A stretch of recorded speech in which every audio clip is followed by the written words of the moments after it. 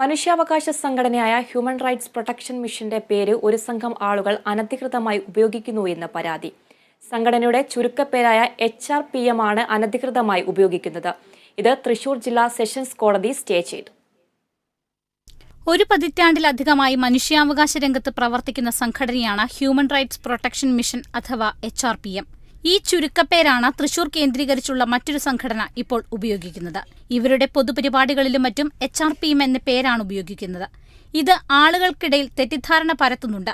ഇക്കാര്യം ചൂണ്ടിക്കാട്ടി നൽകിയ പരാതിയിൽ HRPM എന്ന പേര് ഹ്യൂമൻ റൈറ്റ്സ് പ്രൊട്ടക്ഷൻ മിഷൻ അല്ലാതെ മറ്റുള്ളവർ ഉപയോഗിക്കുന്നത് കോടതി സ്റ്റേ ചെയ്തിരിക്കുകയാണ്.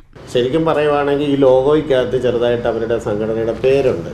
പക്ഷെ നമുക്ക് ഈ പേരിനോടല്ല പ്രശ്നം.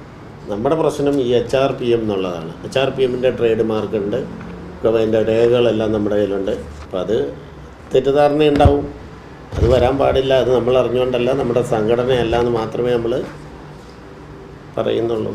നമ്മുടെ ആവശ്യം HRPM എന്നുള്ള പേര് ദുർവിനിയോഗം ചെയ്യാൻ പാടില്ല എന്ന് മാത്രമേ ഉള്ളൂ. HRPM സംഘടനയിൽ നേരത്തെ പ്രവർത്തിച്ചിരുന്ന ജോൺസൺ പുല്ലൂത്തിയാണ് ഹ്യൂമനിസ്റ്റിക് റൈറ്റ്സ് പ്രൊട്ടക്ഷൻ മൂവ്മെന്റ് എന്ന പേരിൽ സംഘടന തുടങ്ങി അതിന് HRPM എന്ന ചുരുക്കപ്പേര് നൽകിയത്. ഡിസംബർ 10 ഇവർ തൃശൂരിൽ സംസ്ഥാന സമ്മേളനവും സംഘടിപ്പിച്ചിട്ടുണ്ട്. കോടതി ഉത്തരവ് വന്നതോടെ ഈ പരിപാടിയിലും പേര് ഉപയോഗിക്കാൻ സാധിക്കില്ല.